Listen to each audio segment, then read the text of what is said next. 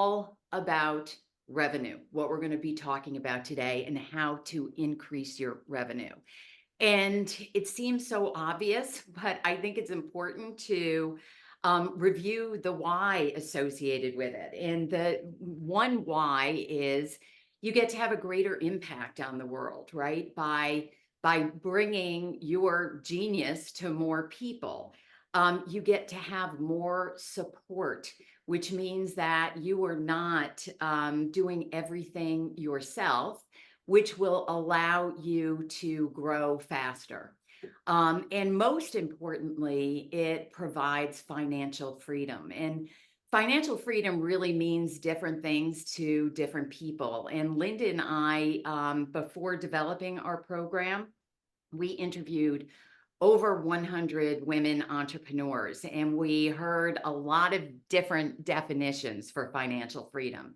So for some, it may be being able to invest in your children's education.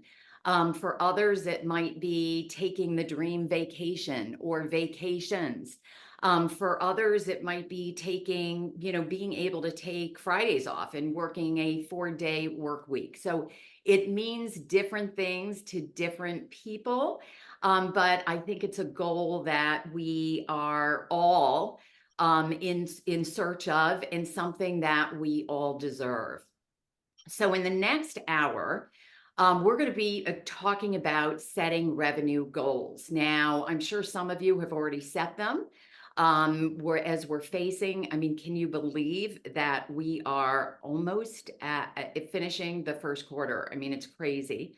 So, we're going to be asking you to think about where you are as it relates to your goals, and perhaps setting bigger goals. We are going to identify some of those mindset challenges that get in the way of any of us achieving our goals. And we're going to provide some real applicable kind of tactics to help you with that. We're going to review the know-how needed to grow a business. What are some of the tactics?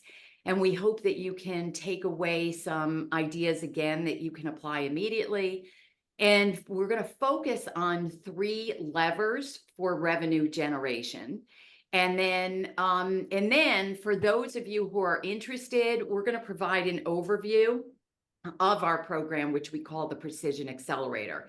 If you're not interested, you don't have to stay. It's going to be the last few minutes of today's program. So if you're interested, stick around. If not, that's okay too. So I am going to ask you all, you're investing an hour here, and I know I have been on your side of the table, how easy it is to get distracted and to kind of multitask. This is set up as a workshop. And like with anything, what you put into it, you'll get out of it. So please grab a pen and paper. I'm going to be asking you to think through some of the things that we're talking about. I think there'll also be times that you might want to take a screenshot. Feel free to do that. But I ask you for 100% attention here, because I have a very lofty goal for today, and that is that even if we never meet again, that maybe it's a week down the road, a couple months down the road, a year down the road, you look at this 1 hour and you say, you know what, that really had an impact on my business. So, but I can't do it alone. I need you to be participating with me along the way. So the harsh reality here, and by the way, I see we have, is it Michael on the screen, or Mickey? Welcome, welcome. We welcome men as well. We're thrilled to have you here. You'll see Thank that you. we're talking a lot about women, because we developed the program specifically with women in mind. And however, we do have a man in our program as well, and we always welcome men. So but the harsh reality is that 88% of women who are entrepreneurs will not meet the $100,000 revenue mark, which frankly is just not good enough. And I know this myself, because when I started my business way back 18 years ago, and it was a business focused on helping Fortune 100 companies increase their sales and marketing. It was tough. It was hard to get to 100,000. And I applied a strategy of actually sending handwritten postcards to potential clients. And it was actually a pretty good strategy. It paid off well, it took about 6 months. And finally, somebody said yes, and it was Greenwich Capital, and I had a contract with them of $100,000. So business was off to a good start, and I think the next year I got to about 175. And if you're looking at the years on the bottom of this chart, you will see that 2008 happened. And I was in trouble like so many others. And I almost didn't make it. It was a very difficult time for me.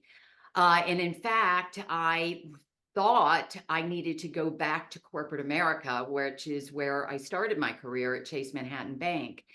And I remember calling a headhunter who was going on vacation, and she was talking to me as a favor to a friend of mine.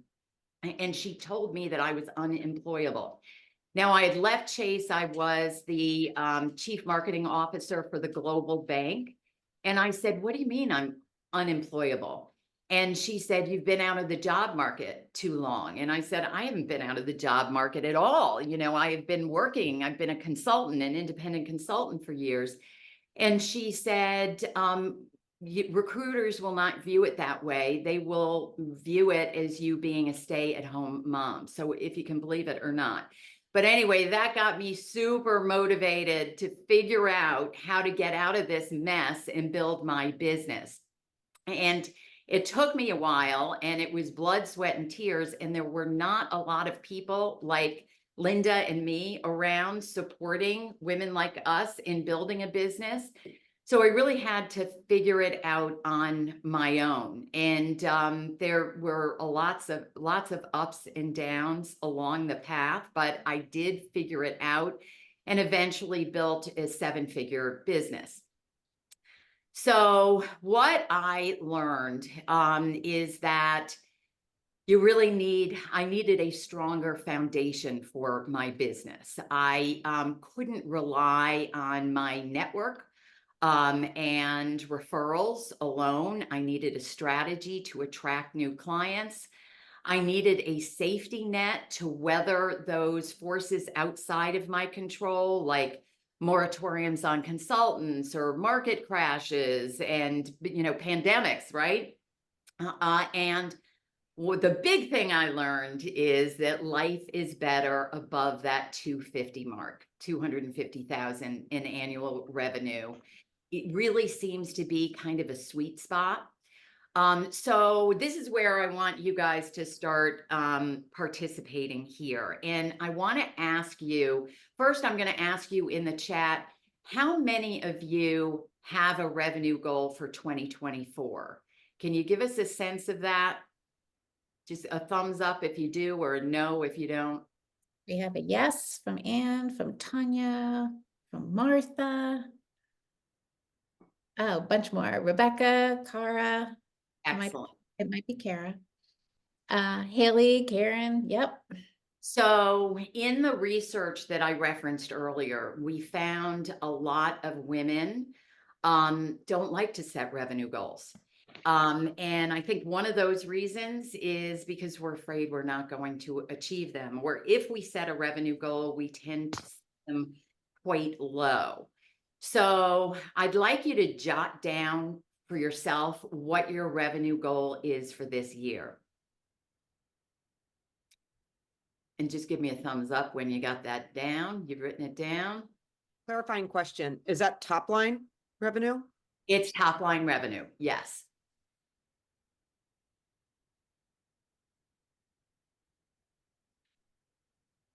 Okay. So, if that is not a 6-figure number, I'd like you to put a 2 in front of it.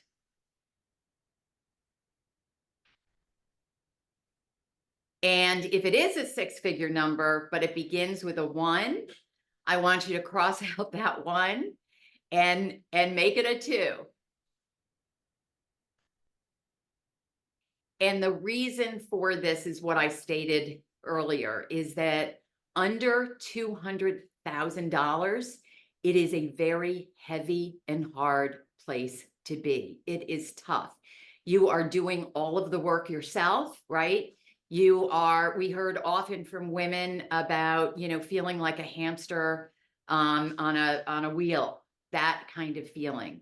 You can't invest in your business. You can't take time off. So, you're doing it all. You've got that results in limited and slow growth. It also often involves worry, right? Waking up in the middle of the night thinking, am I going to be able to do this? Where's my next client coming from? And most importantly, you're missing out. I know for myself in that period that I talked about, that was a very difficult time. I wasn't able to spend the time that I wanted to with my sons and my husband. And now my sons are, in their late 20s. And unfortunately, my husband passed away unexpectedly in 2020. In those years, I'll never be able to recuperate, right? So the lesson here is, we want to spend as little as time as possible in that 0 to 200,000. Now you got to spend some time there, right? But we want to be able to accelerate it. So that means that we would love for your revenue to be 200,000, or your revenue goal to be 200,000 or above. So what I'd like to do now is I want you to think about 2 things. The first is, I want you to take a minute here, and with a revenue goal, and some of you, by the way, may already be at 500,000, and that's great too.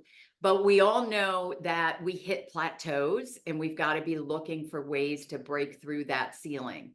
So whatever that revenue goal is, whether it be 200,000, whether it be $1 million, I want you to take a moment and write down how your life and business will be different when you achieve this goal.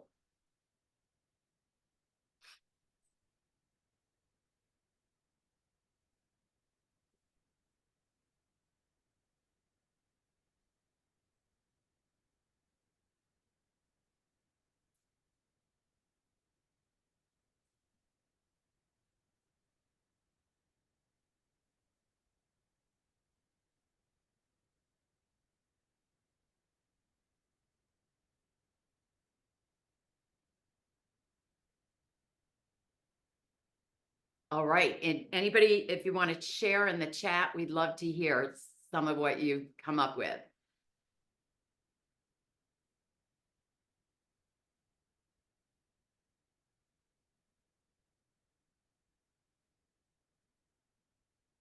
Nothing yet in the chat, Nadine. Okay.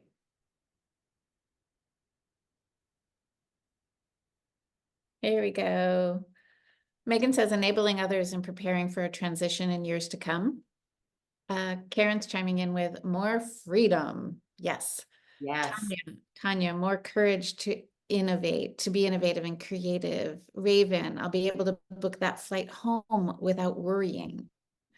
Haley, I realized that my basic expenses covered, some room for savings and investment. Invest in a travel fund. Yes. Julianne, more flexibility. Haley, hire more support to help me for sure. And greater freedom now and in the future. Great. Awesome. Great answer. Those are great examples. Thank you so much for sharing them. And the reason why we do this is we know that the why is so important when you set any goal, to really, really get granular about why that is important to you. So now I want you to think about the emotions that you feel when you commit to a lofty goal like that, your revenue goal.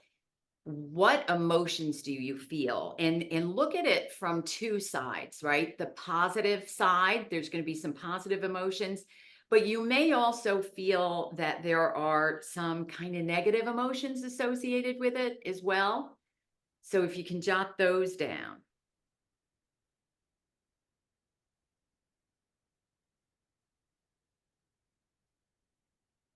And if you want to share any of that, that's awesome.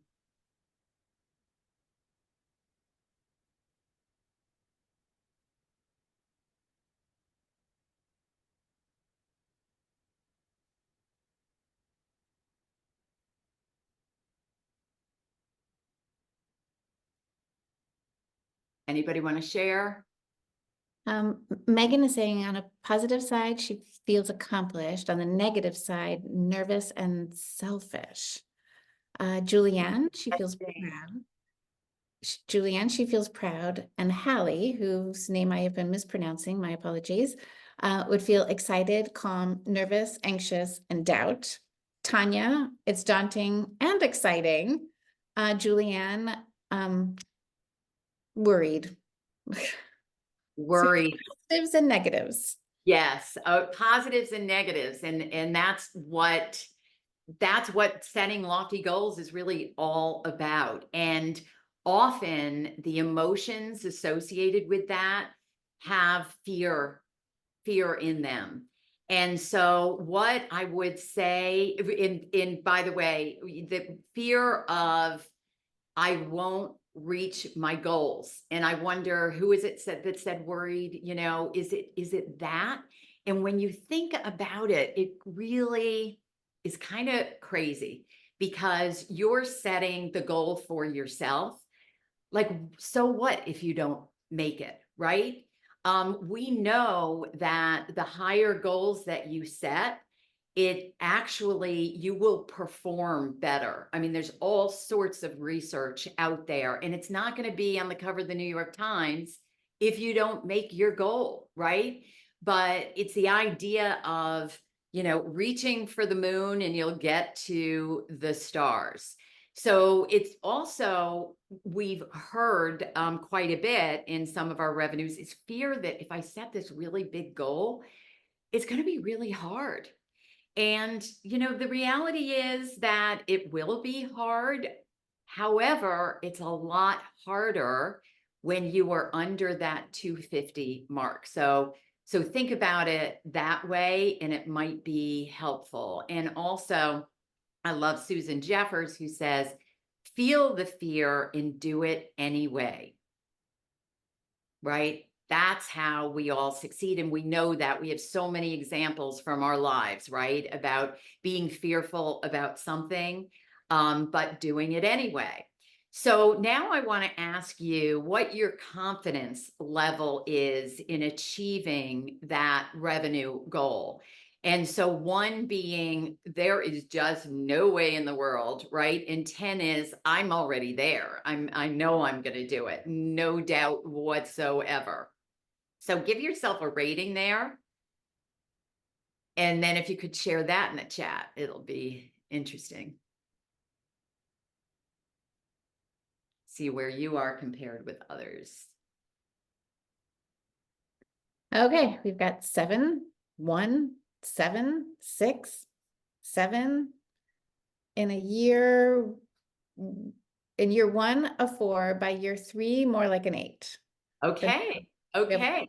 We have it's all over the place. We've got 4s and 6 and 8s and yes. Excellent. And I would be worried if there were 10s, because then your goal probably is not lofty enough. So let's see what we can do about increasing that confidence level. And there are really 2 things to think about that will help you to get to your goal, or can get in the way of you achieving your goal. The first is mindset, right? And the second is the know-how, how you build the business. You can have the best mindset in the world, but if you don't know and have the systems in place to build your business, chances are you're not going to make it to your revenue. You can have all the know-how in the world, and if you don't have the confidence and you've got the imposter syndrome going on, or all of those mindset issues, it is going to get in the way of you achieving your goals. So we're going to talk about both of those, starting with mindset. So when we talk about mindset, what we see, and in all of the research that we've done and with our clients, we'll often talk about lack of self-confidence. We also see a lot, and there's research out there that shows that women in particular tend to think too small. Imposter syndrome is alive and well among so many of us. And in fact, it is very common, particularly with successful women. In fact, Michelle Obama, Oprah Winfrey have publicly talked about their challenges with imposter syndrome, if you can believe it or not. So if you got some of that, you're in good company. There's also something that we call shiny object syndrome, which I think is very much linked with confidence, where you're going down a particular road, and before you kind of get too invested in it, you've got another idea and you go down that road. And often I think it's because we're afraid that we are not going to get to where we want to, like on that first road. Negative self-talk, scarcity mindset instead of an abundance mindset, and those limiting beliefs that can get in our way. And then, of course, undervaluing ourselves. And we heard from many women a distaste really for selling, not wanting to be salesy or pushy, that kind of thing. And as a result, kind of backing away from it. So those are kind of the obstacles that often get in the way of mindset. And the reality is that our mindset is really all about our thoughts and beliefs, and that dictates our outcomes. So if we're not happy with our outcomes, chances are we are having a mindset issue. So you can measure your mindset by measuring the outcome. So what I'd like you to do now is to think about, that number, that confidence number that you wrote down. And I want you to write down the, 1, 2, or 3 things that from a mindset perspective could be getting in your way. And then we'll talk about some tactics on how to address them.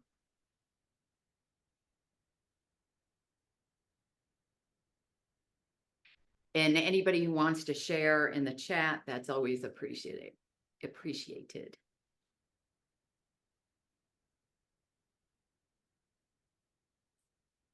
Real dislike of the selling process. Love to coach, hate to sell. Thank you, Martha. Yes, we see that so often. We do. And I'm excited to hear that, in that I know we can really help you with that today. And we're going to be talking a bit about that. We also have Megan coming in with thinking too small, not sure I deserve the higher price. Yes, also Wow. very Yes. common. Yeah. Hallie, I definitely have shiny object syndrome, or have anyway. Maybe have had anyway. Tanya, undervaluing. I'm assuming that's undervaluing yourself or your services. And then Hallie, and then it leads to limiting beliefs and undervaluing. So undervaluing is probably also underpricing. Yes. Negative self-talk around reaching beyond referrals. She's okay with selling and is good in a room, but need to get into the room. Yes, Right. finding those rooms. Yes, that can be very challenging. All right. And lastly, Allison's coming in with shiny object syndrome for sure, and also undervaluing services. We have a lot of commonality here. Absolutely. Great.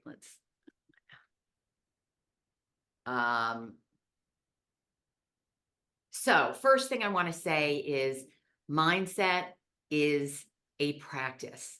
And it really begins with being conscious of what those thoughts are that you have. And it is, really committing to addressing those mindset issues. So I want to share with you 3 mindset practices. The first is reframe. And I know we have a lot of coaches on the phone, and so this is very familiar to you. And I want to say to the women in our program, it's very funny because we are always hearing all the time things like, I'm so good with my clients on this, but I'm not able to do it myself. Or we might have a marketer saying the same thing. So we hear that all the time. So reframe is something like, if you are saying to yourself, it just feels unrealistic that I can build a $1 million business or a $500,000 business, whatever that is for you. What you want to think about is women just like me are building $1 million businesses. There are so many examples out there. Why not me? Another one is meeting my revenue goal will be hard and require too much work. Well, as we've already talked about, yes, it's going to take work, but it becomes easier and easier the more revenue that you have. So you want to reframe that in your head, in that it becomes easier as I increase my revenues. No one will pay. And we heard this, right, from one of you a few minutes ago. Nobody will pay X amount for my services. Instead of that, my offer provides incredible value for my clients. So this is something that we recommend that when you get clear on what that inner talk is, when you've got that mindset issue, to actually take pen and paper down and reframe it. And I suggest that you put it somewhere in your office. When you're saying it, you might be getting on a client, on a call with a client, and you've increased your price and you've got, oh God, she's not going to pay X amount for this. Have it in front of you, that reframe, and read it, right? Read it out loud. It can make a huge difference. So that's your homework on that one. And a quote that I love by Dr. Rick Hansen, who is a neuropsychologist, is, the brain is like Velcro for negative experiences and Teflon for positive experiences. So we have to realize that our brains are wired to focus on the negative. And as an entrepreneur, we've got to be fighting against that all of the time. And so what we do in our program is we always begin with wins. And it has gotten to be such a practice for the women that if they miss a group coaching session, they're putting it in the Facebook group. I'm not going to be able to make it today, but I want to share 3 wins that I had this week. And our recommendation for you is to do that discipline by yourself. At the end of every day, come up with, what are your wins? And it can be as simple as, I ate the frog this morning, right? I did that thing that has been on my to-do list that I've been procrastinating. It can be as big as, hey, I closed the client. But we tend, even on the big ones, we don't take the moment that we should be to celebrate it. And we know from research that this actually has an impact on the brain. And by celebrating those wins, you're going to be doing it more often. You're going to have less of those mindset issues, and it's going to increase your confidence. So celebrate those wins is another part of the homework that we would love for you to take away with today. The third thing is around community. So as you all know, entrepreneurship can be very lonely. I remember that myself. And I was by myself for a long time. working. I did not have a community, and I cannot tell you, Linda and I knew it would be important to incorporate it into our program. I cannot tell you the value that the women get from each other, and from listening to each other and encouraging each other and sharing ideas with each other. So if you are not a part of a community right now, I encourage you to become a part of a community, whether it's through a program, or there's eWomen's Network. I don't know if you're familiar with that, but community is really important. I can't emphasize that enough. So please consider that as a takeaway as well. Now we're going to talk about the know-how piece of it. And, maybe she's born with it, but let me tell you, she's not.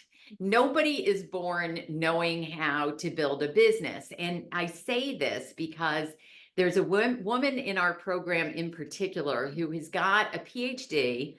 She is a professor in a university. She is an AI expert. I mean, she is brilliant. And her big aha the first week in the program was, I have been beating myself up over the past, 2 years, because she had come from corporate, thinking I should know how to build a business. Well, why? Why would you? Especially if you're coming from the corporate environment. It's a whole different skill set. And so I'm going to review some of what those skills look like. And it's niching. And I think we all know how important niching is, but it can be really, really challenging. Messaging, being able to develop messaging that actually attracts your ideal client to you. Developing your, my thing is in the way here, developing your offer, right? And pricing it appropriately. Knowing how to generate leads. And I know, Jackie and Jacqueline and Rita and Anne had specifically put that right in what you wanted to get out of today. That's a big, big piece of it. Selling, and that came across in the chat that we were just talking about, in how to sell effectively. Developing authority in your niche, and of course, stepping into that role of CEO and everything that comes with that, whether it's building out the team or the data and processes. So I'd like you now to take a moment and think about, again, that confidence number that you came up with earlier, and what on the know-how is getting in the way of you achieving that revenue goal.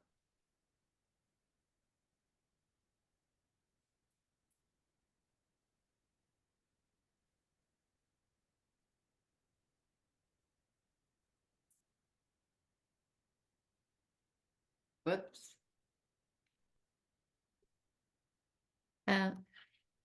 And thank you. Lead generation and finalizing a powerful message. Tanya saying developing the offer and the price. Martha is knowing how to generate leads. Karen is the same. Awesome. So that's perfect. Yeah. Because we've all just created the agenda for the rest of this session. There are 3 key levers to help you generate revenue. And one is price, right? If you increase your price, you're going to increase your revenue. Second is leads. If you bring in more leads, you will, and you keep your conversion rate the same, you are going to increase your revenue. And the third is, if you increase your wins or your conversion of the number of clients or the number of leads that you were able to convert, you will increase your revenue. So we are going to talk about each of these 3 things.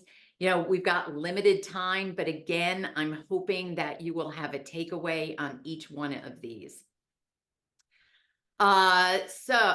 Whoops, going the wrong direction. Okay, let's start with price. Price has the most direct impact on your bottom line.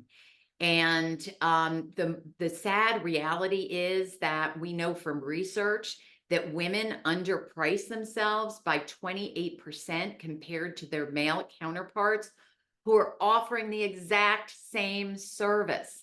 So just think about that. If you are underpricing yourself by as much as 28%, think about the impact that changing your pricing would have on your revenue. And pricing, I will say, is super complex. And usually what we do as consultants or coaches is we come up with a base cost, right? And the base cost is basically the hourly or the daily rate that you feel good about and that seems right to you. The problem is that most of us end with that. And so I want you to consider a couple of other lenses to think about. One is the value that you are bringing to the client. And there are two components to that. There's the quantitative, right? The return on investment. In the case, those of you who are in B2B, it may be, the revenue that will be generated because of the work that you're doing. If you're a coach, it is, what the value is. It could be saving time and money or saving time on the qualitative side or having more confidence on the qualitative side, things like that. So you want to look at value from those two perspectives. You also want to look at cost of inaction, which simply means if my client does nothing, what is it going to cost them? You want to look at what alternatives your client has for working with you or someone like you. And then finally, what would the competition charge?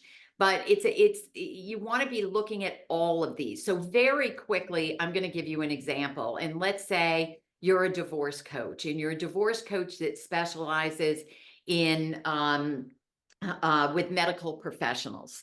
And so you've got a husband and wife doctor team, and you're thinking about like, what would be appropriate in terms of my pricing? Well, in terms of value, you want to think about, and what comes to mind is, right, priceless. The value that you would bring if you were able to save a marriage. And you can, think about the cost of inaction. Like, what happens if this couple does nothing? Imagine the cost to them, both from a quantitative and qualitative side. For example, the divorce fees, right? Or it may be the impact on the children, huge costs associated with that. What are the alternatives? Well, it may be a family member, not a good idea usually, right? To talk to a family member, or it could be a clergyman. But you want to get clear on what those alternatives are, and probably none of them are as good as you. And then finally, what is the competition charging? And then with all of that as background, you determine what your price is. And again, we don't have a lot of time to go into this, but I wanted to give you an overview, encouraging you all to think about pricing a little bit differently. And now I'm going to talk about lead generation. And if you are like most of us, right? Lead generation and all of the opportunities in the social media swirl can drive a woman to drink. It's hard to know what you should be focused on and not. And you're wondering as you're posting or DMing or whatever you're doing, is anybody out there? Are they listening? You can put in a lot of time and feel like you're not getting a whole lot of return. So I'd like you to think about lead generation in two perspectives. There are short game activities. And what I mean by that those are the activities that will get you quickly more leads. And then there are the long game activities. And so let's go through these quickly here. Short game activities, asking for referrals, a referral program, networking, in-person events and online events, email marketing with a lead magnet if you have a decent size email list, webinars, mastermind events, those kinds of things, speaking engagements, guest podcasting with an offer if it's a big audience, affiliate programs or referral partnerships. These tend to have short-term results. On the long game activities, you've got social media activity like liking, sharing, commenting, you're posting, you've got potentially a newsletter, email marketing, lead magnets, website optimization, YouTube, starting a YouTube channel, which we're doing, authoring articles in established media channels, writing a book, right? That's by no means a short game. Podcast hosting, public relations, all of those things tend to take a long time to see revenue, but they're still important.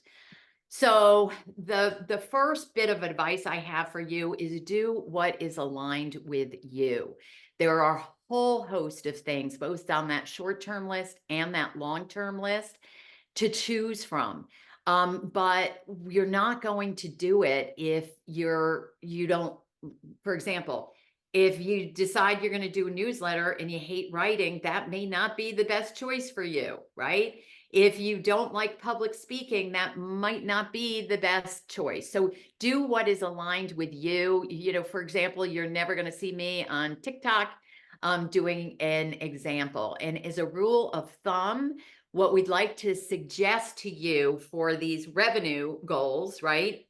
When you're in that lofty revenue goal, is 80% focus on those short game activities and 20% on the long game, and nothing that is not really aligned with you. So I'm just going to give you a second. You can take a screenshot of this and review it at a later time and figure out where your focus is going to be. And now we're going to talk about that sales lever. And what I want you to do, and for those specifically who put in the chat, I don't want to be salesy. I'm uncomfortable with sales. I want to redefine selling for you. So, sales was developed in the sales process at the end of the 1800s. And of course, it was developed by men, right? Because they were who were in business at the time. And we have things like, this is a clip from Glenn Gary, Glenn Ross, right? Always be closing, and this idea of pushing, pushing, pushing. Well, I'd like to suggest to you to think about it differently. Sales is not something that you do to someone. It's something that you do for someone, and it's in service of them.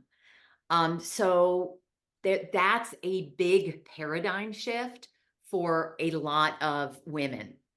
And what we like to think about, and we call it the softer side of sales, is leaning into your feminine energy. And as I think everybody knows, your feminine and masculine energy, we both have both, and we are leaning into one or the other all the time.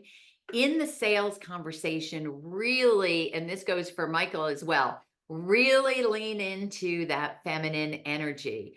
Masculine energy is things like logical and confident, assertive, strong, stable, goal-driven, structured. Instead of that, lean into your intuition, that nurturing aspect, being collaborative, being creative, being, in the receiving mode and allowing things to happen and allowing for flow in the conversation.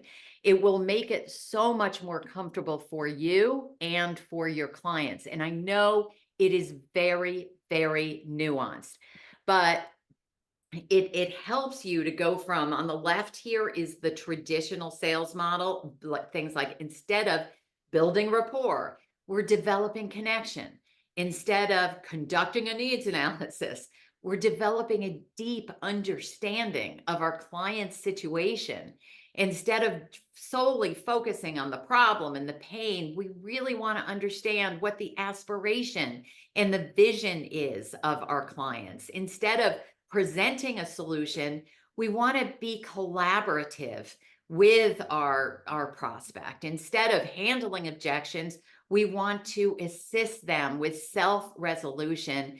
Instead of closing, and this one's hard, we want to be able to detach from the outcome. But again, if we're really in service of our clients, of that person that we're having that conversation with, it will allow us to detach from that outcome.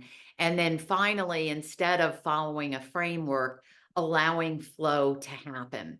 So this is one of our clients, and she was early on in the program, and we just took a snip of something that she said so that you can see the kind of impact it can have when you change that paradigm. I had a call this morning with a discovery session with a client or a potential client, and I really thought about the conversation Linda and I had, and kind of got myself in this mindset of, you're not in this to sell, right? You want this job most definitely. However, just be yourself and be present for the person in front of you. And I have to say, it went beautifully. So this is Erin, who had, left us that voicemail, and she goes on to say that that she closed the client. And the client, not only that, but the client said to her that she had spoken to 3 other potential coaches, and she chose Erin because she felt like Erin made it all about her, which, by the way, is the title of my book, and was genuine and authentic in wanting to help her. So it really, and we have so many women who have told us this time and time again, that it has made the biggest difference for them. So please take that away with you. So these are the 3 levers, right? The price. So you want to look at that from all different perspectives. You've got lead generation. You want to focus the short term versus the long term, and that sales, lean into the softer side of sales. And we actually am going to share with you after this, we will email you to a link to a revenue generator calculator, which allows you to use different scenarios. If we're going to ask you, what's your monthly or annual revenue goal? What is, let me see, what's your monthly or annual revenue? Oh, what's your goal, right? What's current? What's your goal? And then you'll be able to kind of pull these different levers and see if you increase your price, what kind of an impact that would have versus, if you were to increase your conversion ratios, increase the leads, and you can fool around with it. And what I love about this, and what our clients love about it, is you see that, let's say you've decided that you want to double your revenues. You can see that with just some minor adjustments, you can get there. It doesn't have to be as daunting as you might be thinking that it is. So anyway, it's, as I said when I started, we wanted you to be able to take away things that you can apply to your business right away. So I want you to take a moment and jot down, what are those takeaways that you can take from today and apply to your business right away? And if you can share those with us, we would be very appreciative.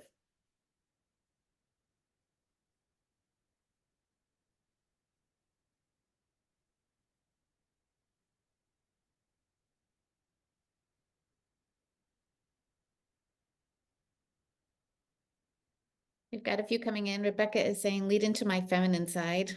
Nice, Rebecca. Yeah, Tanya, I love shifting my mindset from selling to be in service with the client. Beautiful. Nice. Honing my message even more strongly around the value and cost of inaction. Yes, she's going to do that on her website, Fit Calls and Proposals.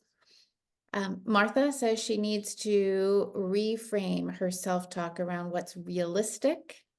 Hallie, I'm safe to commit to my revenue goal and it gets easier above 250,000. Yes, it Nice. is. Nice. Karen, reframing all of my fears, always be serving, not closing.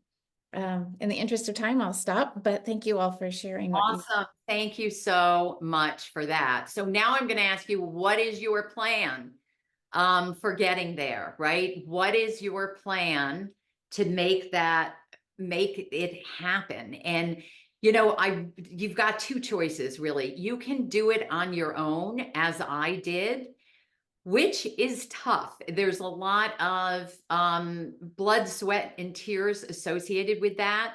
Or you can get help from a coach, from a program like ours. And I highly recommend that you do that, because doing it the way that I did, kind of learning as you're going, is slow and hard.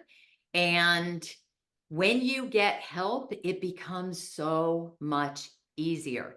You were not born knowing how to grow a business. There are practices out there. There are proven disciplines out there. There are tools out there. There are people that can help you, whether it be, us, which of course we'd love to talk to you about it. And in a few minutes, I'm going to share with you what our program looks like. Those of you who want to stay on and are interested, that's great. If you're not, you do not need to stay on and listen to it or feel that you need to stay on. But I strongly recommend, if you do not have a coach today, or if you're not in a program, get the help that you need. Invest in your business. It will pay off. It will pay off, I promise you. So I want you to, imagine what life could be like for you a year from now, whether it be, when we started this conversation today, we were talking about financial freedom and what that means to people, right? Different things to different people. It might be being able to get the facial once a month, or going on some lavish vacations. In fact, yesterday we had, I told you that we were sharing wins. And Miranda from our program, her win was that she had set, she and her husband had just booked a trip to Tuscany, which she did not think was possible for her a year before. So think about all of what you could achieve. And nothing, and this is one of my favorite quotes again, nothing is impossible. The word itself says I'm possible. So it is possible, I promise you. So now I'm going to talk about the Precision Sales Accelerator. And it is not for everyone, right? It is for women who are really ambitious and committed to their business and wants their business to work today. It is for women who have a minimum revenue goal of 200,000. It's for women who are willing to let go of what is not working. If you are willing to take personal responsibility for your success, and you're willing to be a supportive member of a community of like-minded women. Again, community is super important. And so how it works, and I'm going to go from left to right to left here. There are three components to the program, three kind of programs, really. There's Program Runway, which is all about sales strategy. And that is your niche and really defining your ideal client. It is knowing your offer, and pricing it appropriately. It's about creating messaging that is going to attract your ideal client. It is about coming up with a lead generation strategy. And also, we have mindset down here. Mindset is throughout the entire program. We just needed to kind of pop it somewhere, but it runs throughout. The second pillar is selling skills, and it begins with what we call a 45-day cash flow plan, which is once you've gone through Program Runway, we want to see the money coming in the door, right? As soon as possible for the reasons that we talked about. So we've got a 45-day cash flow plan to help you to do that.